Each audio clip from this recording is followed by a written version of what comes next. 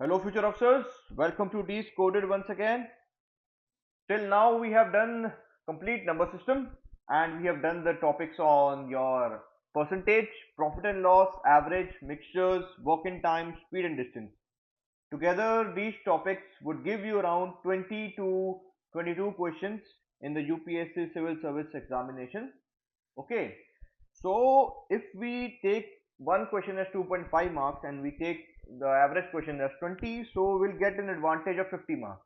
और वो 50 मार्क्स आप आराम से स्कोर कर सकते हो अगर आप अपने पूरे कंसेप्ट को क्लियर कर लो। फिर जितने भी प्रैक्टिस क्वेश्चंस आपको कराए गए हैं, इलस्ट्रेशन प्लस जो प्रैक्टिस टेस्ट दिया जाता है उसको कर लो और पीवाईक्यू कर लो।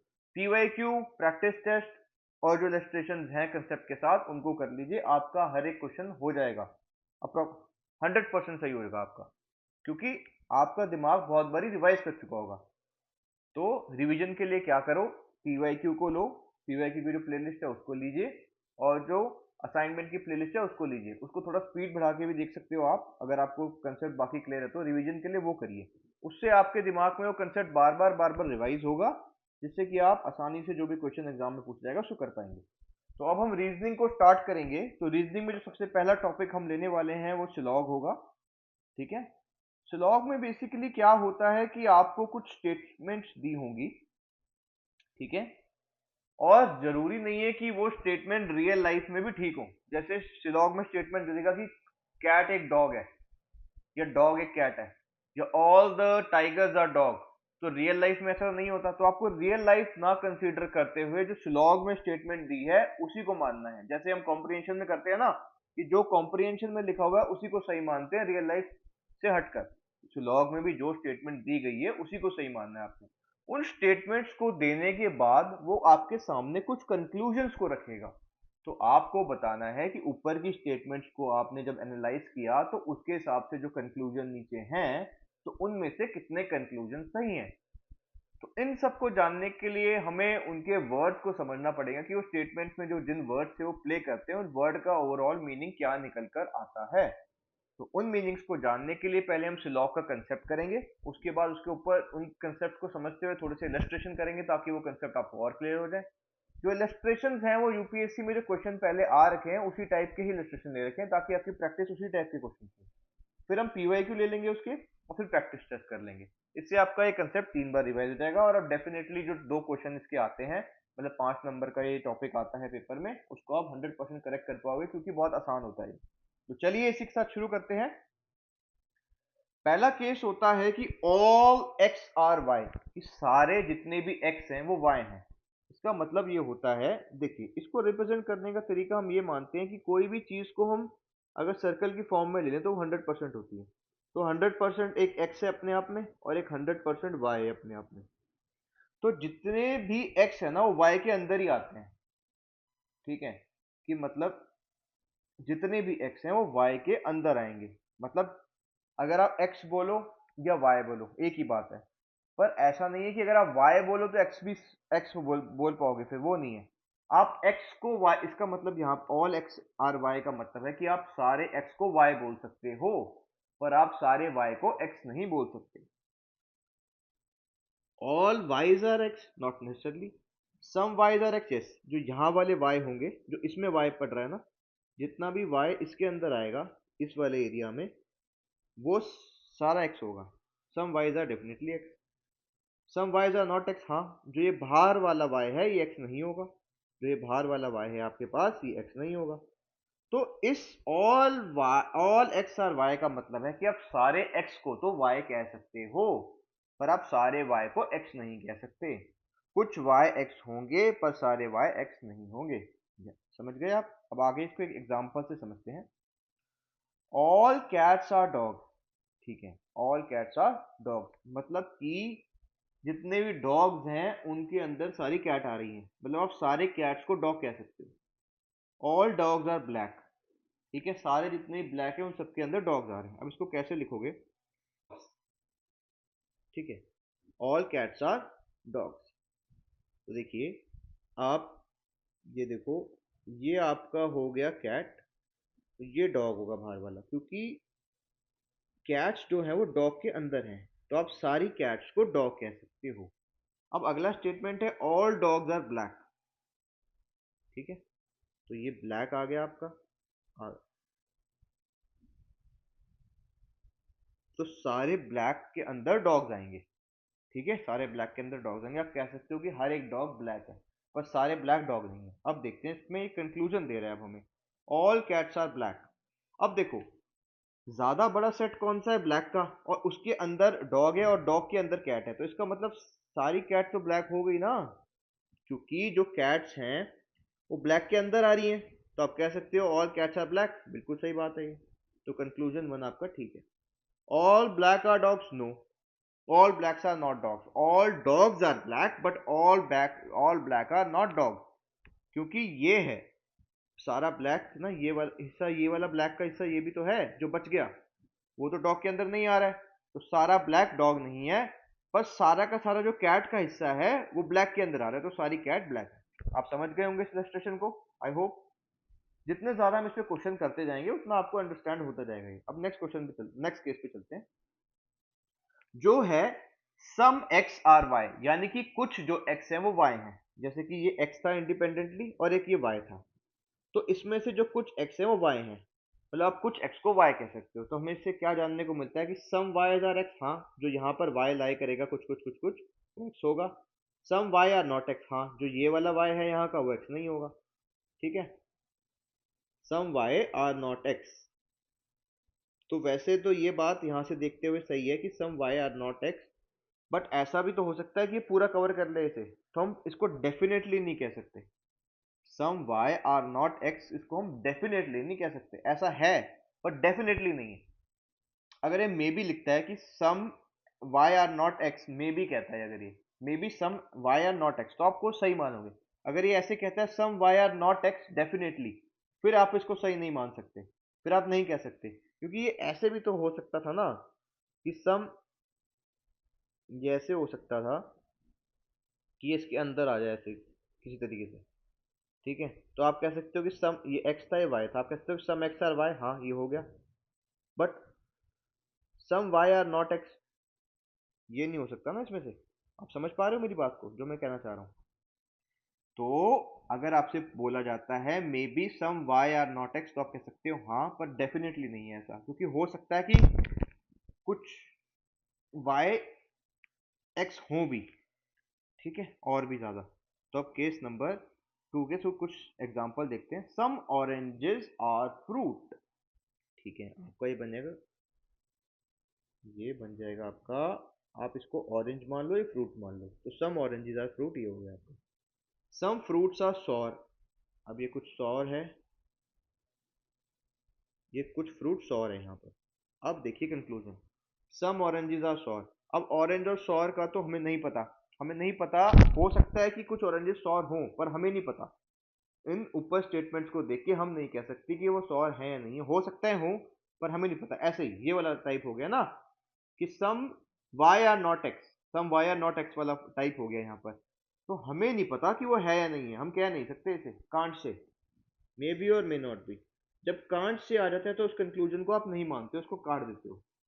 अगर मे बी बोल देता है कि सम ऑरेंजेस मे बी सॉर, तो कह सकते हो हाँ हो सकते हैं। सम सॉर और फ्रूट, वो तो यहाँ से दिख ही रहा है आपको कि कुछ सॉर फ्रूट्स डेफिनेटली हैं, तो ये कंक्लूजन आपका ठीक हो जाएगा, कंक्लूजन नंबर टू। अब नेक्स्ट केस है नो एक्स इज वाई, मतलब कोई भी जो एक्स है वो वाई नहीं है, मतलब एक्स और वाई में कोई रिलेशन है ही नहीं। तो similarly no Y is x, जब एक्स वाई नहीं है तो वाई भी एक्स नहीं होगा, ये भी ठीक है। जब एक्स ही वाई नहीं है तो वाई भी एक्स नहीं होगा, क्योंकि अगर कोई भी वाई एक्स हुआ तो फिर कोई ना कोई एक्स वाई हो जाएगा, तो वो कंडीशन सेटिस्फाई नहीं होती। देखिए, ये कह रहा है कि कोई भी एक्स जो है वो वाई नहीं है। ठीक है, तो अगर इसमें से कोई भी वाई एक्स हो गया मेरे पास, तो इसका मतलब एक्स वाई हो जाएगा, समझ रहे हो ना। तो कोई भी वाई भी एक्स नहीं होगा। ठीक है, अब नेक्स्ट केस है some x are not y, some x are not y वाला, ये वाला केस हो जाएगा कि कुछ तो है पर कुछ नहीं है, और all X is not Y, ये वाई आएगा आपके पास।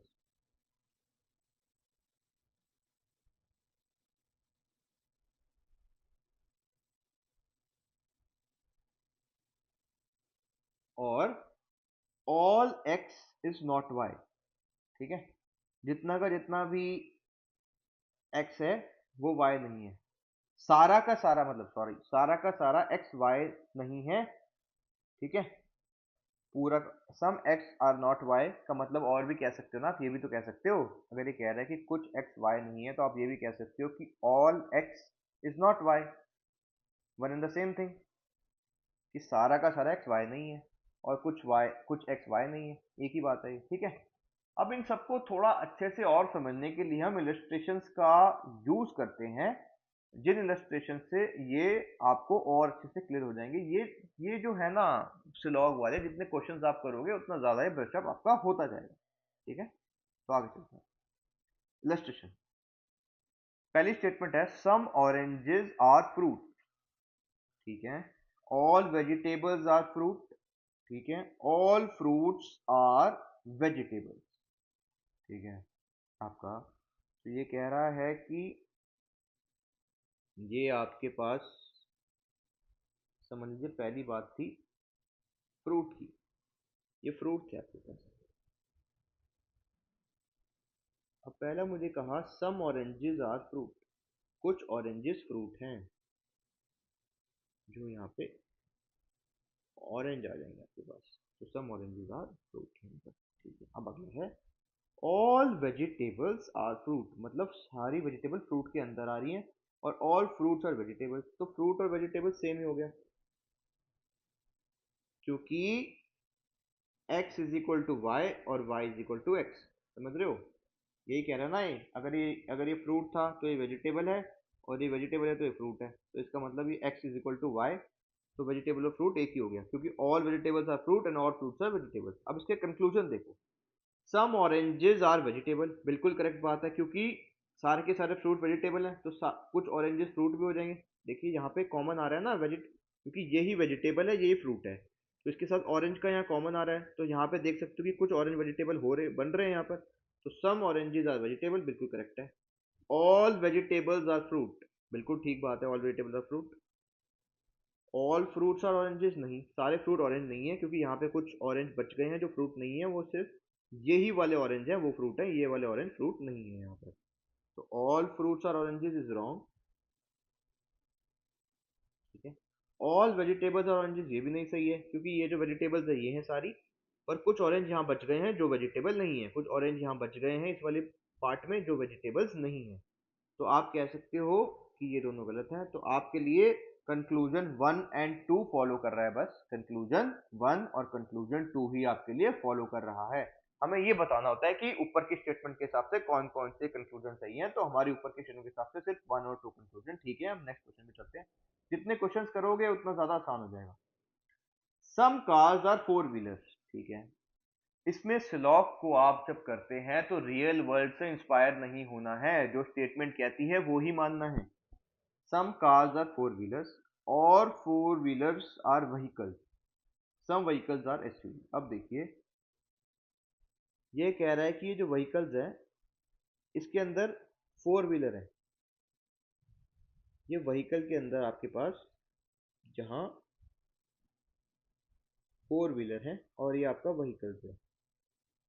सेकेंड स्टेटमेंट को देखो, all four wheelers are vehicles, जो सारे के सारे फोर व्हीलर व्हीकल हैं, तो व्हीकल का जो एक अपना सेट है खुद का, उसका सबसेट हो जाएगा फोर व्हीकल, मतलब व्हीकल के अंदर आ जाएंगे सारे four wheeler. Some cars are four wheelers, ठीक है, सम व्हीकल्स आर एसयूवी। अब देखिए सम व्हीकल्स आर एसयूवी, मतलब ये व्हीकल्स कुछ हो गए, ये एसयूवी है आपका, तो यहाँ पे आपका मैच कर गया, ये सम व्हीकल्स आर एसयूवी। अब ये कह रहा है some cars are four wheeler, अब वो सम कार्स जो फोर व्हीलर होंगी वो ऐसे ही आएंगी आपके पास, तो डेफिनेटली इसको भी कवर करेंगी, ये कार्स हो गई आपके पास। अब देख पा रहे हो, पहली स्टेटमेंट थी सम कार आर फोर व्हीलर, तो ये फोर व्हीलर है ये कार है, तो ये कॉमन हिस्सा जो है सम कार आर फोर व्हीलर। फिर ये कह रहा है कि सारे के सारे फोर व्हीलर व्हीकल हैं, तो सारे फोर व्हीलर जो है व्हीकल के अंदर आ गए। सम व्हीकल्स आर एसयूवी, कुछ व्हीकल्स एसयूवी हैं। अब कंक्लूजन देखो, सम एसयूवीज आर फोर व्हीलर्स, हम कह नहीं सकते, हम नहीं कह सकते कि है या नहीं है, हो भी सकते हैं नहीं भी हो सकते, ठीक है, ये यही वाला केस हो गया यहाँ पर आपका,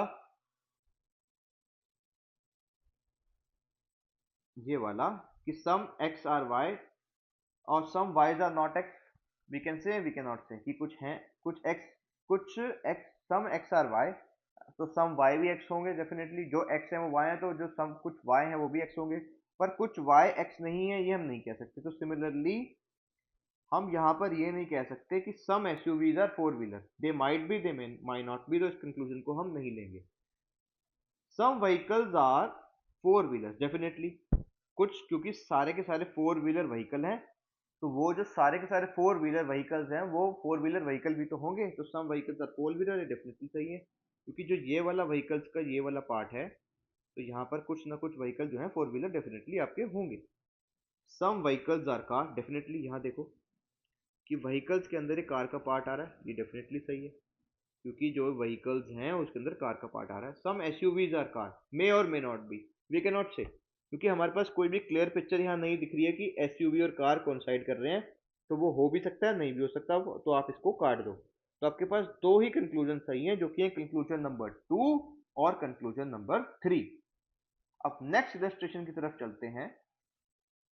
आपको और प्रैक्टिस कराने के लिए ना इसके ऊपर बहुत सारे असाइनमेंट टेस्ट के क्वेश्चन दे दिए जाएंगे, तो आप जितना प्रैक्टिस करते जाओ, फिर हम उनको रिवाइज कर लेंगे वीडियो के थ्रू, तो आपका और कंसेप्ट क्लियर हो जाएगा।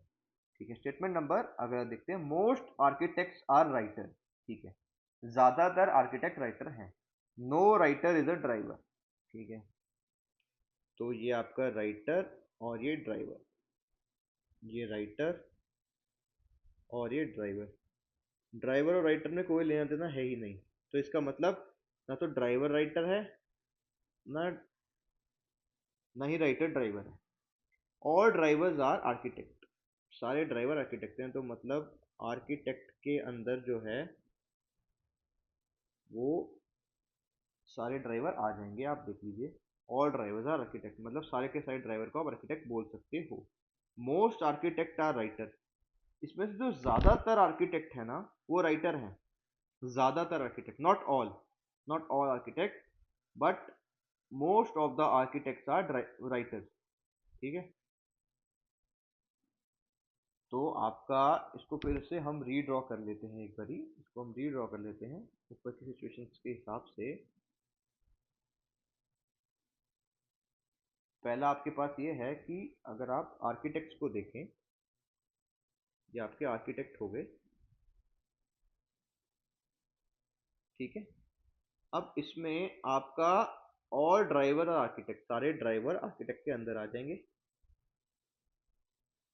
ठीक है। और मोस्ट आर्किटेक्ट आर राइटर्स, तो most of the architect writers हैं, most of the architect writer हैं, ये राइटर हो गया। पर राइटर ड्राइवर नहीं है और ना ही ड्राइवर राइटर है आपके पास। No writer is a driver and no driver is a writer. अब आप अब इसको देखते हुए कंक्लूजन को पढ़ते जाओ। सम राइटर्स आर आर्किटेक्ट, बिल्कुल करेक्ट है ये बात कि कुछ राइटर आर्किटेक्ट होंगे, आप देख लीजिए यहाँ पे आर्किटेक्ट है और यहाँ राइटर है, ये कोइंसाइड कर रहे हैं, तो डेफिनेटली ऐसा होगा। All architect are driver, no, क्योंकि कुछ आर्किटेक्ट यहाँ बाहर बच गए जो ड्राइवर नहीं है, तो ये स्टेटमेंट रॉन्ग है। No driver is a writer, ये बिल्कुल ठीक बात है कि कोई भी ड्राइवर राइटर नहीं है, बिल्कुल ठीक बात है यहाँ पर, ठीक है।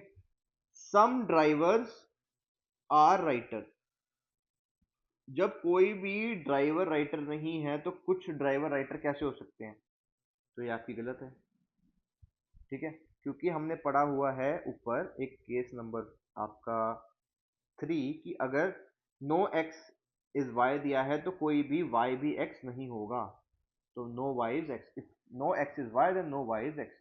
तो यहाँ सिमिलरली यही सिचुएशन है, no driver is a writer, so no writer is a driver, no writer is a driver, so no driver is a writer। तो इसका मतलब नो ड्राइवर इज राइटर, ठीक है। सम ड्राइवर्स आर नॉट राइटर, क्योंकि वो possibility नहीं है ना, है ही नहीं वो, तो ये भी नहीं होगा। तो आपके कंक्लूजन कौन कौन से फॉलो कर रहे हैं, 1 and 3, तो कंक्लूजन 1 and 3 फॉलोज।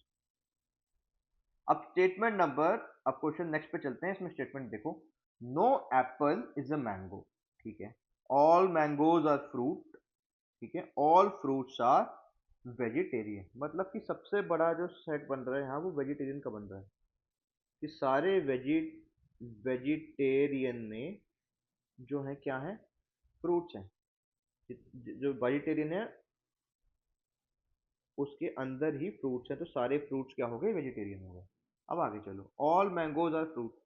अब मैंगोज, एम से मान लो मैंगोज को जो फ्रूट के अंदर है। No apple is a mango, ठीक है। अब कोई एप्पल है यहाँ पर जो मैंगो नहीं है, तो no apple is a mango, so no mango is also an apple. Similarly कि एक्स जो है वो वाई नहीं है, तो वाई भी एक्स नहीं होगा, ठीक है। अब आगे चलो, नो फ्रूट इज एप्पल, कह नहीं सकते, हो भी सकता है नहीं भी हो सकते, कैन नॉट से, कांट से। अगर कांट से की बात आ जाती है यहाँ पर तो कंक्लूजन को रॉन्ग मान लेते हैं हम, कांट से कि एप्पल फ्रूट है या नहीं है, क्योंकि हमारे डायग्राम से हमें पता नहीं लग रहा है, वो हो भी सकता है नहीं भी हो सकता। नो वेजिटेरियन इज एप्पल, मे और मे नॉट बी, हम कह नहीं, पर हम कह नहीं सकते, ठीक है। सारे मैंगो तो वेजिटेरियन हैं डेफिनेटली, पर no vegetarian is apple I can not say completely, so it is wrong. Some vegetarians are mango definitely, क्योंकि कुछ मैंगो जो है वो फ्रूट है और कुछ फ्रूट और सारे मैंगो फ्रूट है, ठीक है। सारे मैंगो आपके फ्रूट हैं और सारे फ्रूट वेजिटेबल हैं, तो कुछ वेजिटेबल जो जो सारे मैंगोज हैं उसमें से कुछ वेजिटेरियन बन जाएंगे, तो some vegetarians are mango, this is definitely true. Some vegetarians are apples, we can not say, may B और मे नॉट बी, हम इसको बारे में कंप्लीटली नहीं कह सकते कि ऐसा होगा अपने डायग्राम को देखते हुए। तो आप, तो हमारे हिसाब से सिर्फ कंक्लूजन नंबर 3 ही फॉलो कर रहा है। अब नेक्स्ट क्वेश्चन पे चलते हैं। सम डॉग्स आर कैट, ठीक है। Some cats are hound, some hounds are animal, ठीक है। आपके पास है कि कुछ जो डॉग्स हैं, ये डॉग्स को डी से मान लो, आर कैट, ये कैट है। तो डॉग और कैट का कॉमन ही है कि कुछ डॉग्स कैट हैं। सम कैट्स आर हाउंड्स, कुछ कैट्स जो हैं वो हाउंड्स हैं, ये हाउंड हो गया। ये कुछ कैट्स जो आपकी हाउंड्स हैं यहाँ पर आ गई। सम हाउंड्स आर एनिमल्स, कुछ हाउंड जो है वो एनिमल्स हैं, एनिमल्स, ये हो गया वो कि कुछ हाउंड एनिमल है। देखिए हमने बना लिया, सम कैट्स आर डॉग जो ये हो गया, सम कैट्स आर हाउंड जो ये हो गया, जब सम हाउंड आर एनिमल वो ये हो गया। अब conclusion one, some animals are dog, may और मे नॉट बी। अपने डायग्राम को देखते हुए हम इसको क्लियरली नहीं कह सकते, हो भी सकता है नहीं भी हो सकता, जब हम कांट से वाली सिचुएशन में जाते हैं तो हम उसको काट देते हैं। Some hounds are dog, we can not say कि सम हाउंड्स आर डॉग, ठीक है। Some hounds may be dogs और मे नॉट बी डॉग्स, अगर वो वाले जो हाउंड्स है वो कैट होते तो वो डॉग हो जाएंगे, पर हमें नहीं पता कि जिन हाउंड्स की हम बात कर रहे हैं वो कैट हैं भी कि नहीं है, तो हम कांट से वाली बात करेंगे यहाँ, कैन नॉट से, तो ये कट जाएगा। Some animals are cats, we can not say that clearly also, can't say. No animal are cat, no animal are cat, हम ये भी क्लियरली नहीं कह सकते कांट से, क्योंकि ऐसा हो सकता है कि जिन एनिमल्स की हम बात कर रहे हैं वो हाउंड हो, और कुछ हाउंड जो कैट हैं वो ऑलरेडी हैं, तो हम उन्हीं हाउंड्स की बात कर रहे हैं जो कैट है, तो ये वाली स्टेटमेंट यहाँ पे सही होने के चांस हो जाते, पर हम इसको क्लियरली नहीं कह सकते कि ऐसा है या नहीं है अपने डायग्राम के हिसाब से। तो इस स्टेटमेंट के हिसाब से कोई भी कंक्लूजन फॉलो नहीं कर रहा है, तो none of the conclusion follow, सारे कंक्लूजन हमारे रॉन्ग बन रहे हैं, ठीक है। अब so with this we are done with the concept of syllogism. जितने भी हमने केस कंसीडर करे हैं उन्हीं केसेस में से आपके पास क्वेश्चंस आते हैं, तो ये आपके सिलॉग के कुछ केसेस हो गए, और इन केसेस से ही क्वेश्चन बनेगा यूपीएससी में, आप पीवाईक्यू चेक कर सकते हो। और हमने आपको कुछ इलस्ट्रेशन करा दिया, उन इलस्ट्रेशंस को आप फिर से खुद से रिवाइज करो, सॉल्व करने की कोशिश करो, आपको और कंसेप्ट क्लियर होगा। इसके बाद हम इसके पीवाईक्यू कर लेंगे एक वीडियो में, जिससे आपके कंसेप्ट और ब्रशअप हो जाएंगे। फिर आपको इसके अप्रोक्सीमेटली 15 टू 20 क्वेश्चंस आपको प्रैक्टिस क्वेश्चन दे देंगे, उसको सोल्यूशन को डिस्कस कर लेंगे, फिर ये आपका कॉन्सेप्ट पूरा का पूरा ब्रशअप हो जाएगा। और 2 क्वेश्चंस आते हैं, आप इसको डेफिनेटली बड़े आराम से कर सकते हो, कोई दिक्कत की बात है ही नहीं। All that you need in terms of CSAT or mathematics is keep on practicing. Okay, thank you so much, keep working hard, thank you.